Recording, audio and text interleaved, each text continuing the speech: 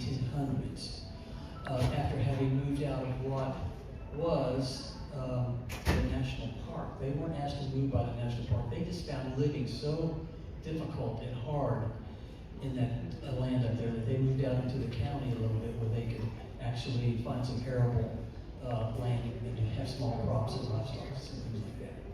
So Boogertown was originally known as Oldham, named after the Oldham family who lived in there, who were granted that land by the state of North Carolina after the Revolutionary War.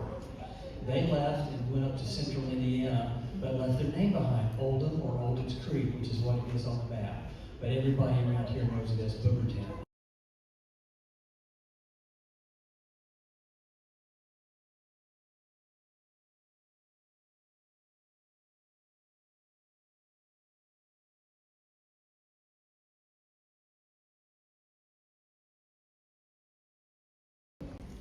This is a barber from Knoxville. She'll tell you a little bit about her history. But we're married to each other. And we've been doing this for almost 20 years. Almost 20 years, yeah. So, anyway, welcome everybody. You say something? Well, I'm a latecomer to the area. My ancestors didn't arrive in Knoxville until 1881. So they were mostly architects. On my dad's side of the family, everyone was an architect. So if you've ever heard of George Barber Houses or the Barber McMurray Architectural Firm, that was my family. And also my great-grandfather Parmalee designed the original Central Hotel in Sevierville. And my grandfather and uncles designed the Park Service headquarters building at Sugarlands and the Methodist and Episcopal churches in Gatlinburg. So although they were from Knoxville, they had a lot of business up here. My granddaddy bought property up in Pittman Center in the 1930s, and that's where we live. Oh, and I wanted to say that I'm an 8th generation descendant of the first settlers in what's now Gatlinburg and Sevierville, so I have lots of cousins.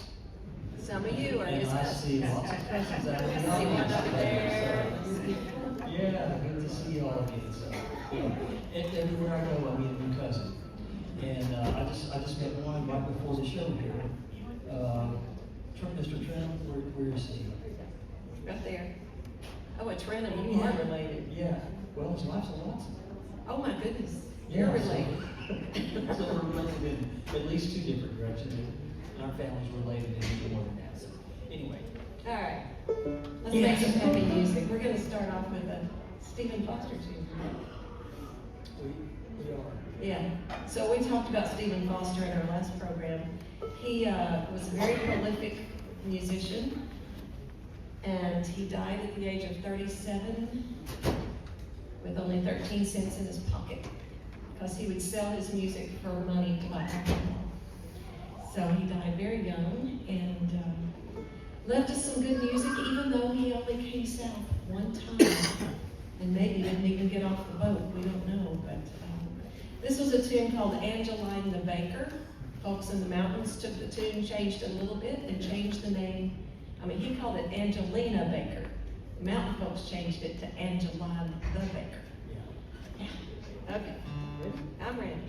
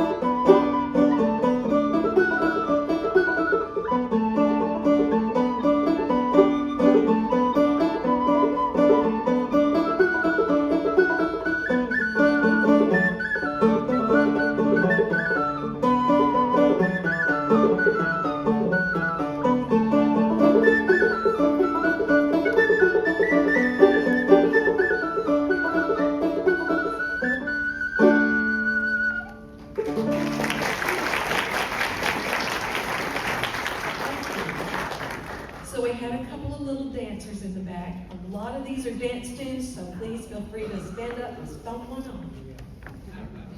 And we've got about 21 more tunes that we're planning to squeeze in this afternoon if we don't do too much talking. But every one of these tunes or songs has a story to it, which to us gives it a lot more relevance in our context of the mountains and even in the music. So we're going to share what we know about these tunes with you all a little bit. So what we 8th of January. The 8th of January. This is a tune that was originally known as Jackson's Victory. Written after Andrew Jackson decisively, well, not decisively, it was kind of a draw really, but it ended the British advancement on New Orleans in 1812. So that battle was fought on January 8th. And so the musicians named it Jackson's Victory, and later when he became president and his politics became not so popular, the musicians actually changed the name of the tune from Jackson's Victory to January the 8th. 8th of January. 8th of January. Yes, the 8th of January. And you all will probably recognize this melody as a tune that was recorded by Johnny Horton in 1959, I think it was, as the Battle of New Orleans.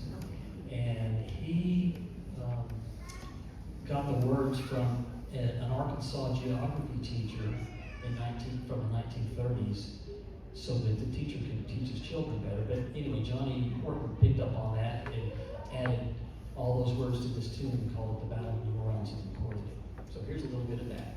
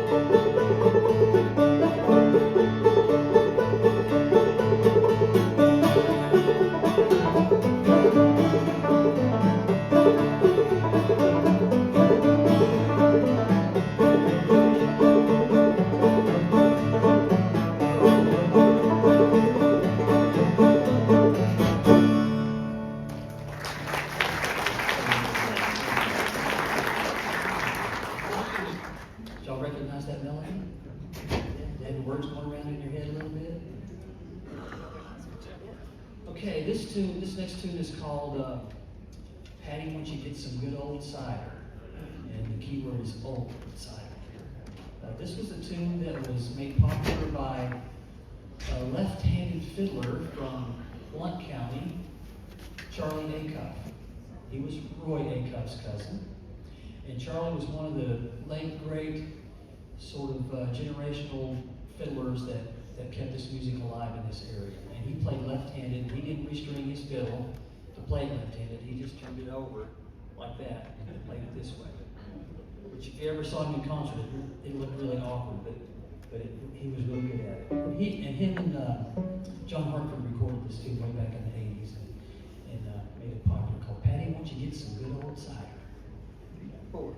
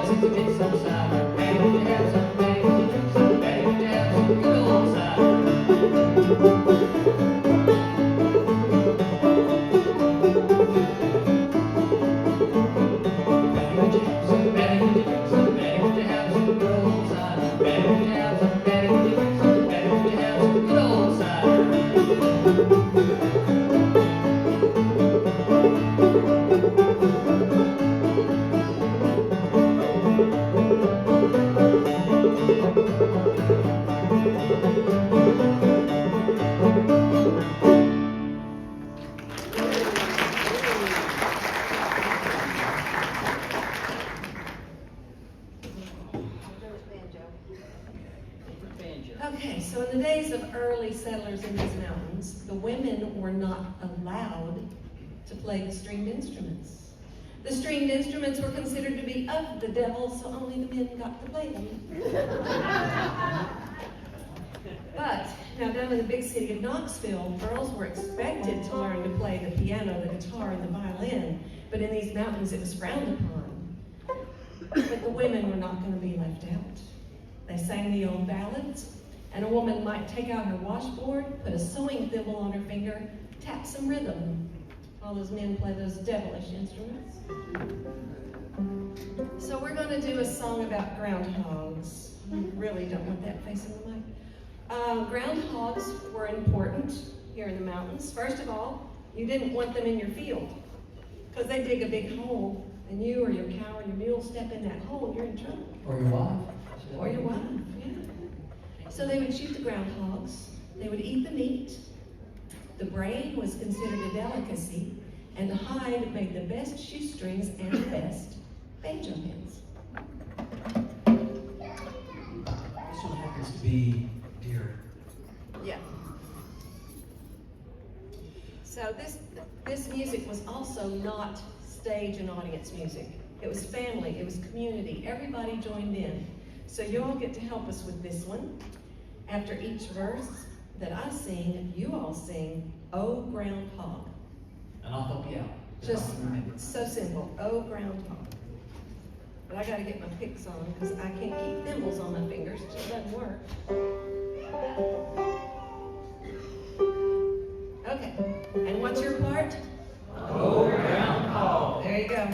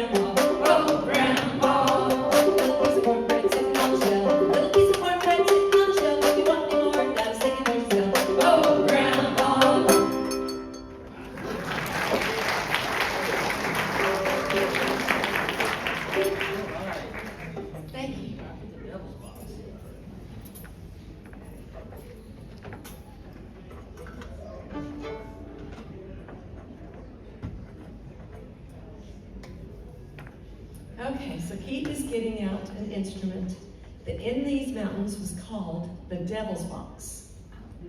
So not only were the instruments considered to be of the devil, this one was actually had that name because fiddle music made people want to dance. Dancing was a sin. Therefore, if you're playing the fiddle or you're dancing to fiddle music, you must be being influenced by the devil. So the men would put something inside their fiddle to keep the devil out. I've got one in mind. What do you put inside of a fiddle to keep the devil out? Rattlesnake rattle. Well, rattlesnake rattle is right. Now, how does that work? We don't know. Does anybody know how that works? Well, who knows? I mean, really, because you normally associate a serpent with the devil, right? So why do you put his real counterpart in here? Who knows? All I know is when I was growing up in Boogertown, all my relatives out there would say about any snake, it didn't matter what kind it was, and we usually didn't see much with water snakes, they would say, that snake is meaner than the devil. Right? So carrying on that tradition somehow of thinking a snake is meaner than the devil, you put a rattlesnake right on here, and it'll keep the devil out. All right, so this is a fiddle. It is not a violin. I bet some of you have good answers for what's the difference. Anybody know? Back here, there's a young man with a green pin in his hand. What's the difference? The way you play it. That's very true. That's very true. You see, a violin has strings and a fiddle has strings. So it's the way you play it. So if you're playing classical music, it's a violin. If you're playing country, folk, or bluegrass, then it's a fiddle. It's got strings. Yep, that's right. All right. So we're going to play a one-part fiddle tune. A couple of the tunes that we've already played, you notice, had a couple of different parts that were structured that way when they came from Europe so that people could dance to them. This is a one-part tune. It only had just one part repeats over and over again, but it's a story about unrequited love. I know. But this time it's not the man's fault. Oh, no chuckles about that? We skipped a tune. Did we? Yeah, but that's all right. We'll come back to it. We'll go back. Okay, so this is called Fall on My Knees. It's about a woman who, she's just no good lying, cheating. She ain't any good. But he wants her to change and stand up with him at the altar and marry him. And she knows better. He's just an idiot because he thinks he can change her. So it's still the man's fault. Always, always. Come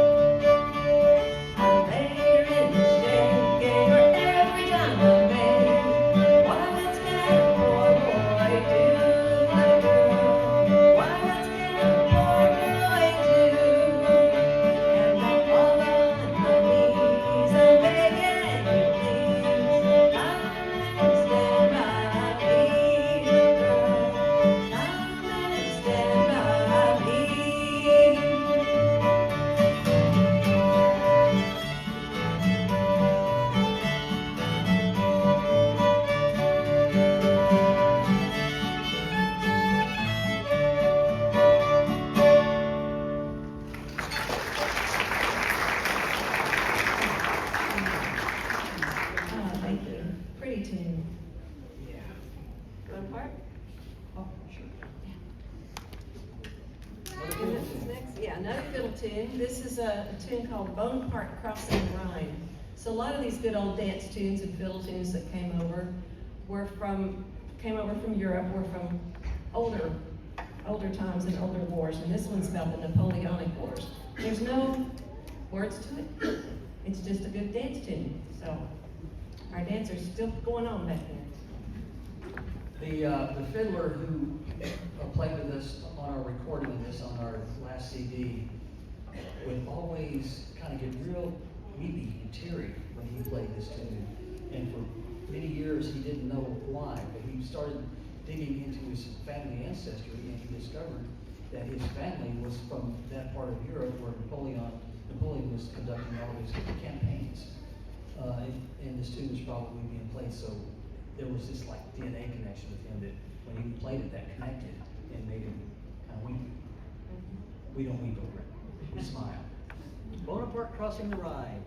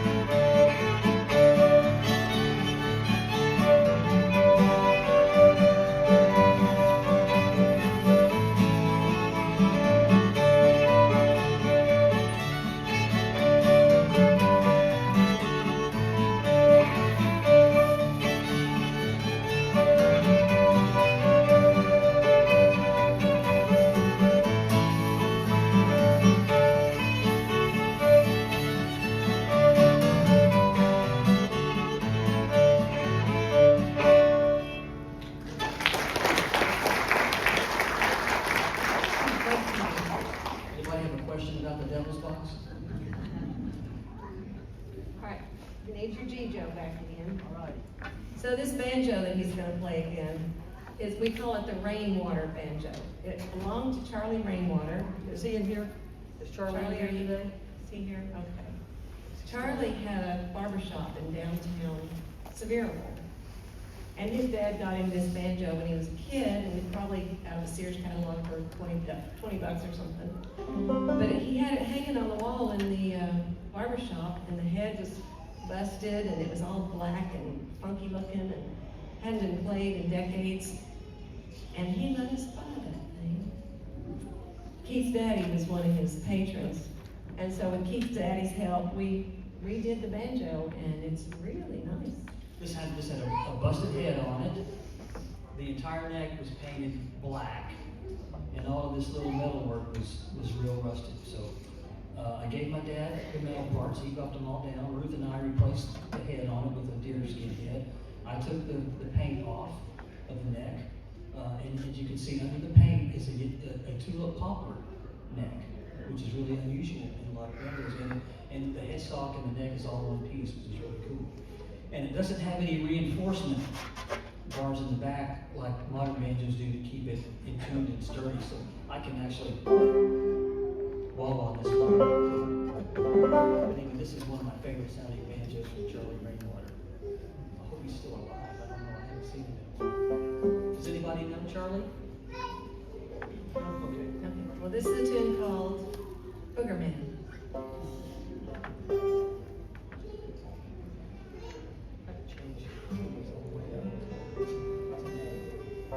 It's in G.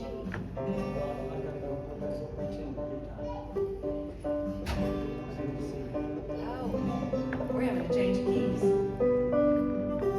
won't take long.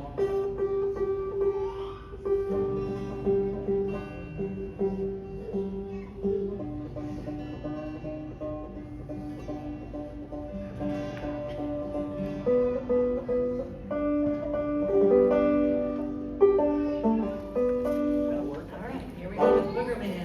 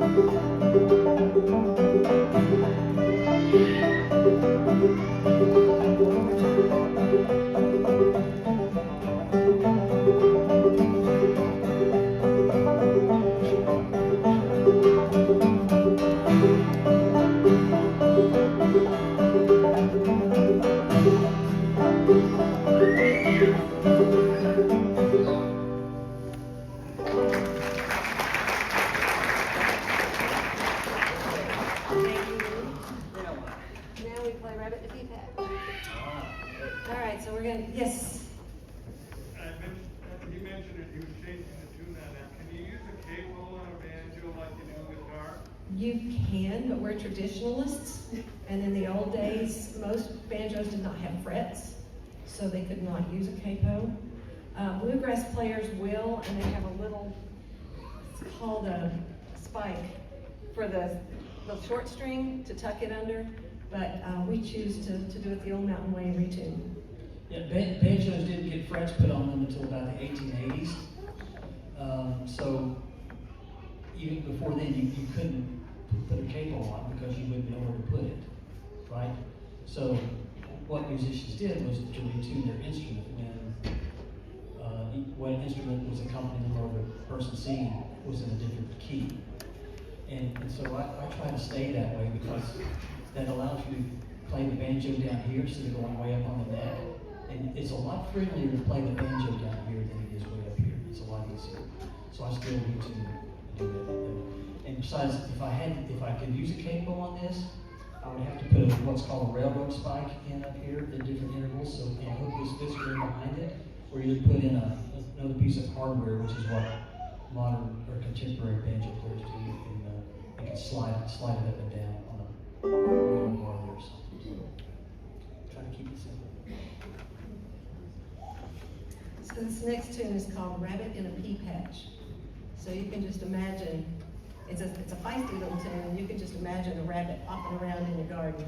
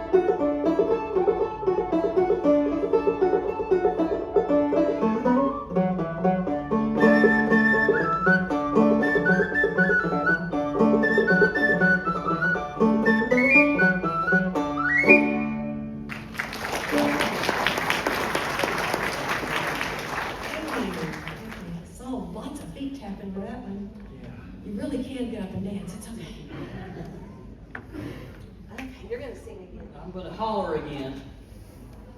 This is a relatively modern tune as it relates to this old-time music. This was actually put together by old-time musicians up in the Surrey County, Round Peak area of North Carolina, where Tommy Jarrell and all those famous old family. Anyway, they put together a couple of versions of Sally Ann, and just call it Sally Ann. But anyway, this probably wasn't done until the early 1900s, which is pretty late for one of these old tunes. But it's got it alludes to some lyrics about the way that people used to court in the mountains, and one of those ways was that if a man was intent on dating a woman, to test his courage and mettle, her cousins or brothers or whatever would ambush him on the way to her house with rocks and stuff to make sure that he was really wanting to be with her. And her name was Sally Ann, which is the most commonly used female name in old-time music, Sally. So we're going to do Sally Ann. 4.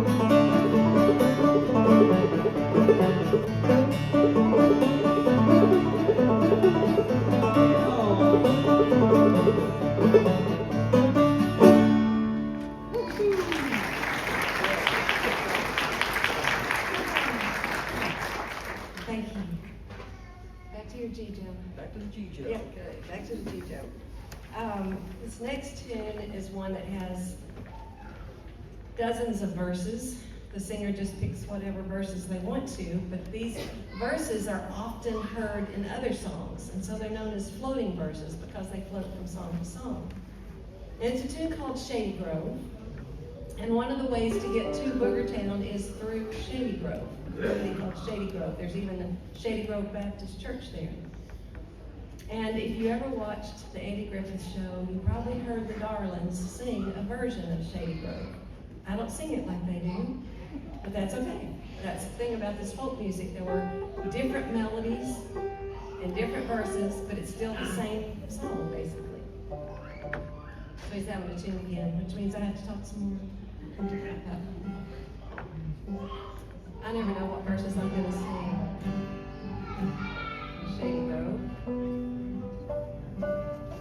There's a major version and there's a minor version, meaning the keys that they're in. So you can sing it really happy and upbeat, or you can sing it really sad and slow.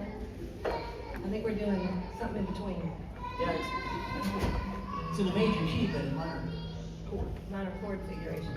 Yeah. Yeah. Maybe you need to be a little closer to your microphone there. Can y'all hear that?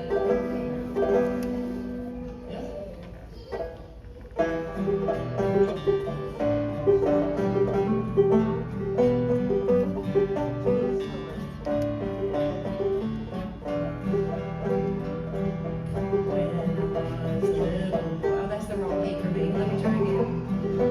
I'm gonna sing it up and down again. Woo.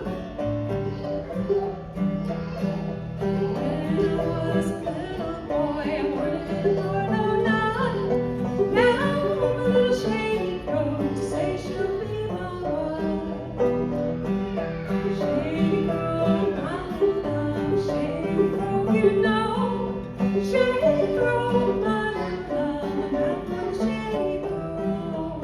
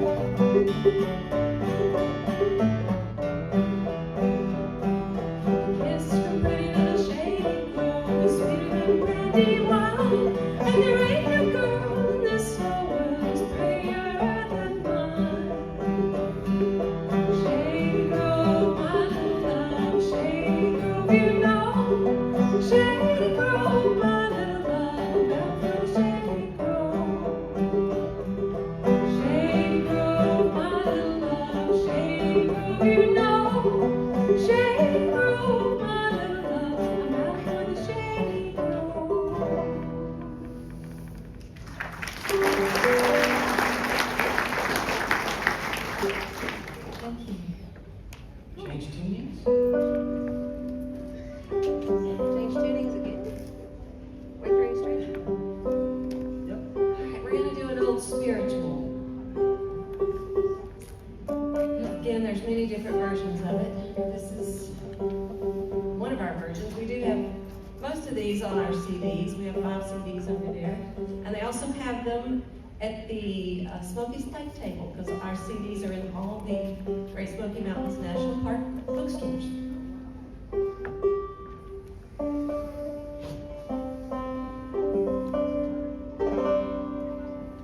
I need a mint on this one, I don't know. Old timers call this tuning sawmill tuning. It doesn't sound like a sawmill to me. I don't know what it sounds just minor to me. That's what they call it. Gonna try.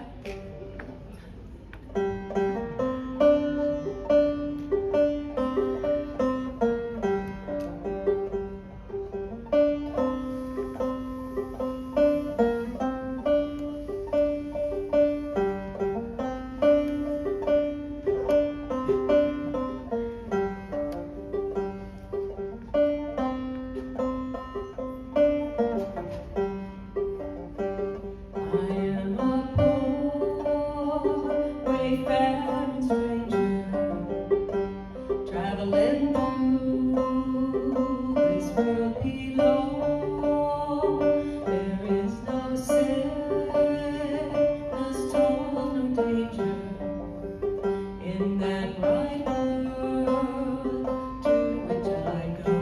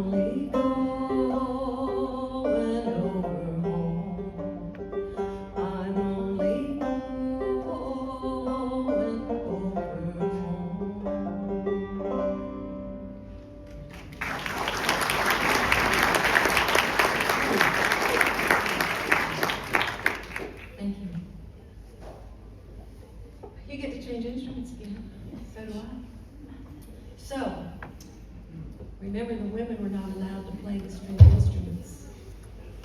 So that might take out their washboard. But sometimes they might not want to use their washboard. They might want to take something right off the dinner table that had been carved out of wood by their husband.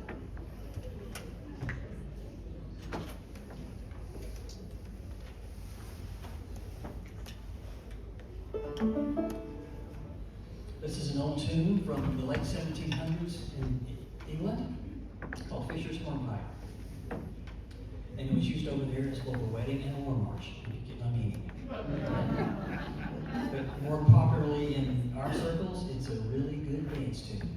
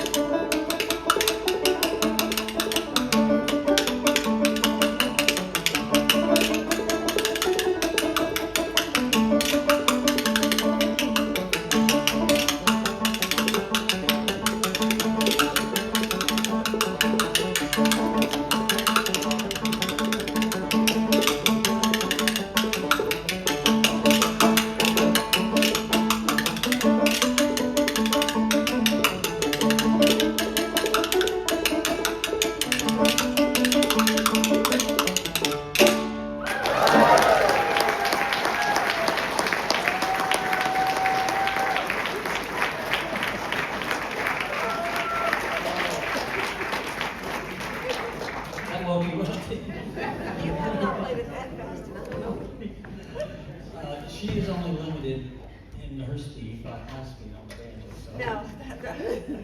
I did pretty good that time. Yeah, you did. How's the time doing?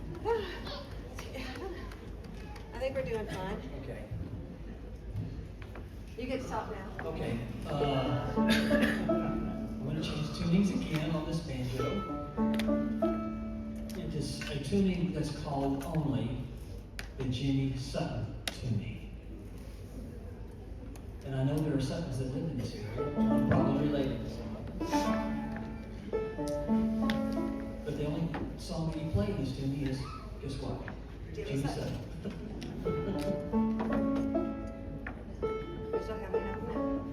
So this is another sing-along. Well, sort of. Because you don't really sing, you just make the sound like a sheep. So what does a sheep sound like? Yeah, that's right. You got it, yeah. So we'll kind of give you a nod when you're supposed to do that. I think you'll get the gist of it after the first time you do this. But this is just called Old Jimmy Sutton, a fun little tune. You need to rest a little bit? I need to go back here a little bit. Yeah. Okay. That's a fun sounding tune. Jimmy Sutton. Whew. Okay. Take a breath.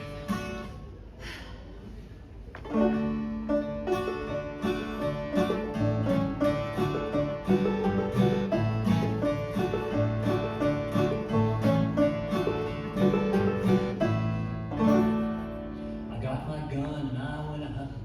Bang with the gun.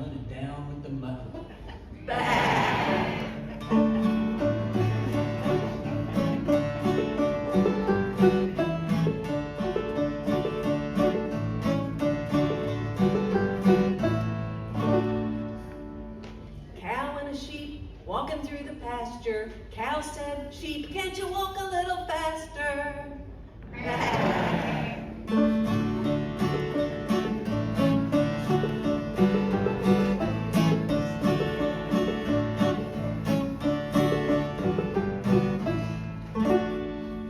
Sheep said, cow, I got a sore toe. Cow said, sheep, I did not know.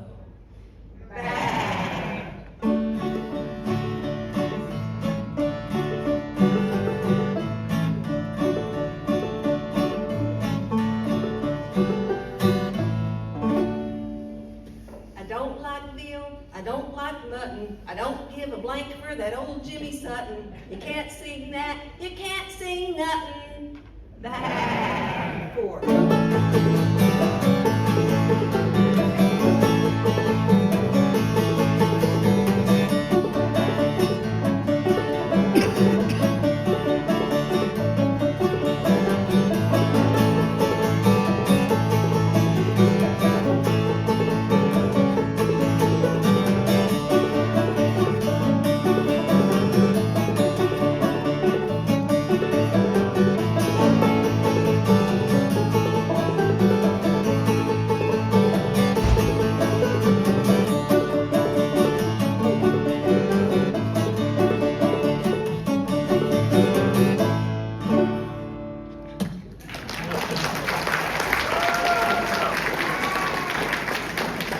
Thank you. That's a fun tune. What do we got next? Oh, we're gonna go to a minor key. We're gonna go sad here for a little bit, but no words with it, so you don't have to get teary. This next tune is called Betsy Likens. That's all we know. It's really old, and it's called Betsy Likens. It's one of my favorite modal tunes.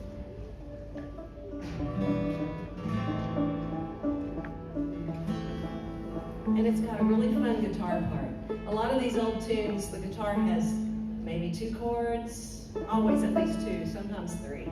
And this one, it just is a lot more fun.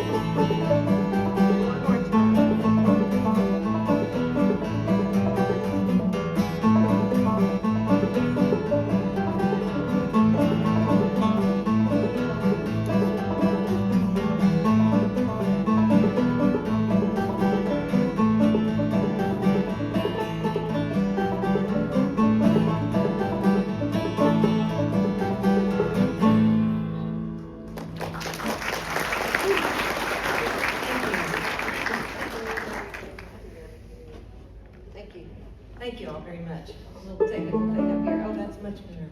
Okay. All right, this next one is called Elswick's Farewell. And there was a fiddler in Kentucky, Harvey Elswick, and his mother lived in West Virginia, and he learned that she was on her deathbed, so he went home to see her, and he composed this fiddle tune for her as she lay dying. So it's his farewell to her. So it's called Elswick's Farewell, and it's Keith's favorite modal tune.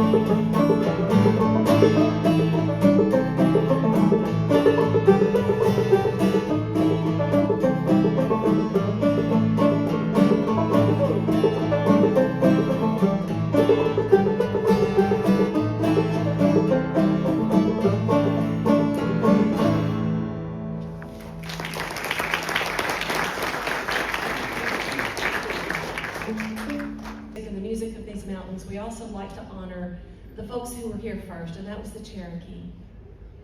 And the Cherokee, when they were first encountered by the early settlers described them as a civilized tribe because they were already building their structures out of trees.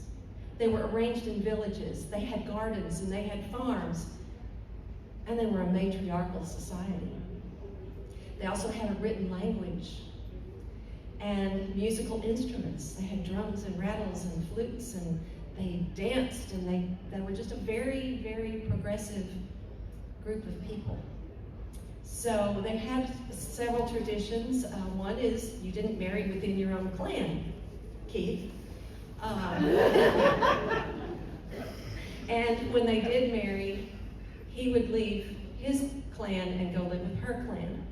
If she wanted to divorce him, all she had to do was put his belongings outside their structure, and he had to leave and go live in the longhouse with the other single men. She and the kids got to stay in the home. He still had to hunt and provide for them. But once a young man found a girl he wanted to marry, because they would meet at these clan gatherings they would have, he would go to one of the elders and say, "Help me build a flute, I have found a girl." And the elder might say, "Well, you've got to be sure, because this is a long process." And this is a traditional Cherokee story. I've heard several flute players tell, Cherokee flute players, so I'm not making this part up. So first he would have to go out into the woods all alone and bring back a long, straight piece of wood, usually cedar, and then they would have to let it season and dry, and then saw it in half. Mind you, they did not have metal tools. Hollow it out, drill holes in the right places, then put it all back together. Then he would have to learn to play it, and then he would have to create a whole new song from his heart to play for the girl he loved, and he hoped that she would like it.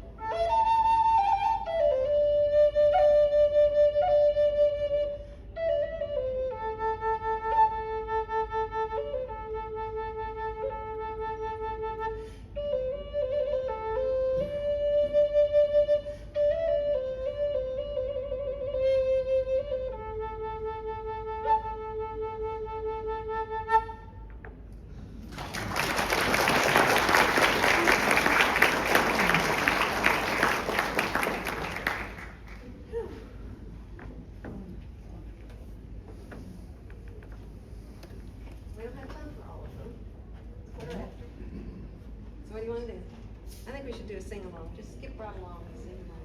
Did you want to do that in G, Joe? Yeah. Okay, another sing along. It's a Christmas song. Those of you who have heard us before, you know the story. This was a tune that had been around for a while, and it was finally written down and published by a fellow named Cool White in 1839. But you all know it, so sing along.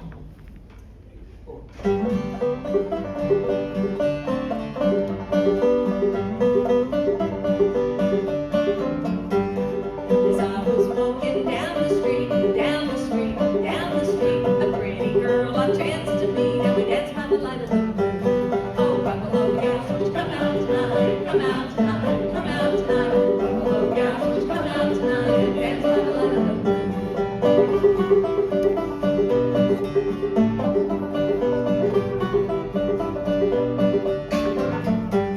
I asked her if she'd have some talk, have some talk, have some talk. Her feet covered up the whole sidewalk, and we danced by the light of the moon. Oh, buffalo gals, won't you come out tonight, come out tonight, come out tonight. Buffalo gals, won't you come out tonight and dance by the light of the moon.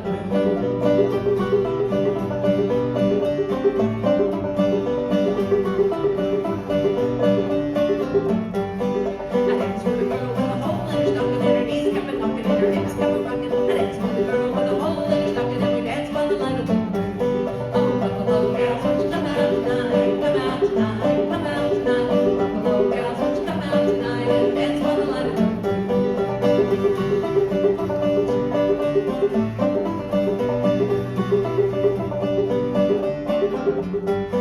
I danced with a girl with a wooden leg, wooden leg, wooden leg. I guess that's the reason they call her Peg, and we danced by the light of the moon. Oh, buffalo gals, won't you come out tonight, come out tonight, come out tonight. Buffalo gals, won't you come out tonight and dance by the light of the moon.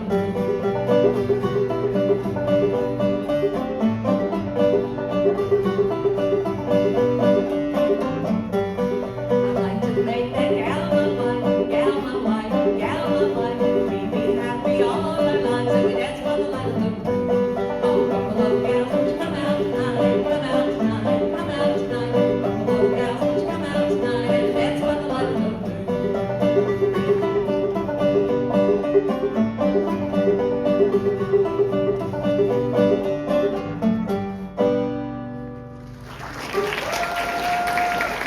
Thank you all for singing along. Okay, Bo. There we go.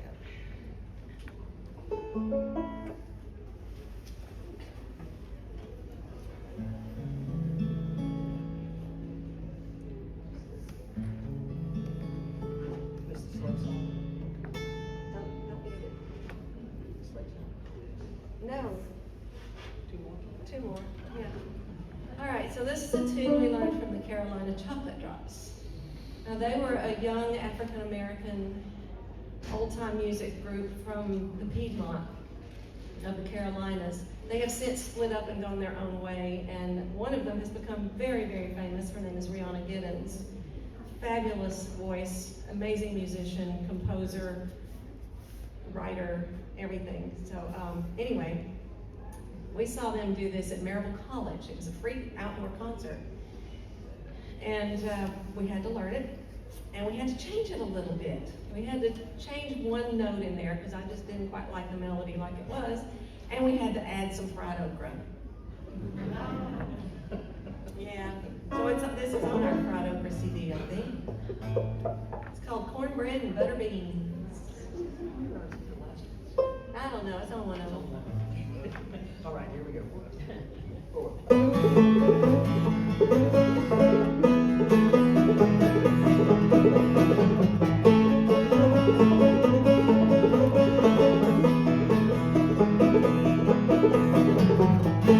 Cornbread, butter beans, and you across the table.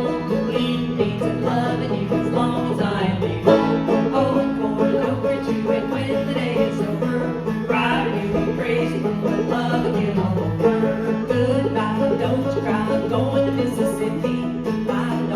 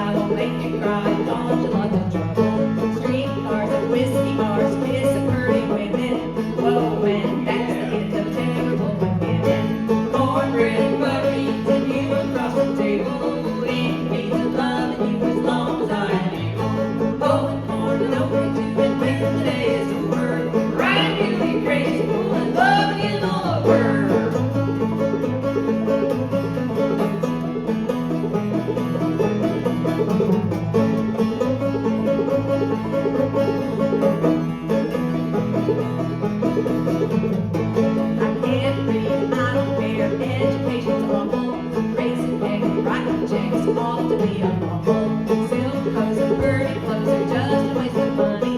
I can see how glad you'd be to marry me, my honey. Cornbread, buckwheats, and you across the table. Eat things and love you as long as I am able. Blowing corn and oatmeal too, and when the day is over, riding you and crazy, but love again on the bird.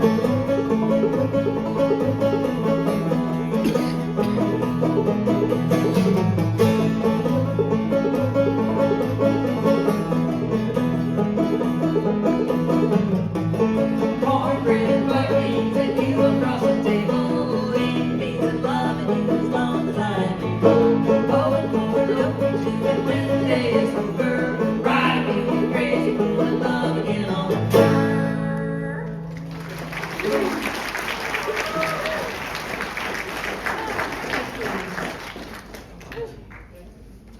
All right, one more tune, I think. Sure it's nice having y'all in here today. We're going to be up here for a while if you want to come up and talk to us or check out some of our merchandise over there. But this last tune is a tune that we call Sugar Babe on our CD, Fried Okra. It was originally a slave tune called Sweet Thing that they sang while they were building the levees along the Mississippi River. And it changed, it became known as Sugar Babe. Then it changed a little bit more, became known as the White Man's Blues. And changed even more later, it became something very popular that I think you all will recognize it when you hear. So if you know any of the chorus or lyrics, sing along with us.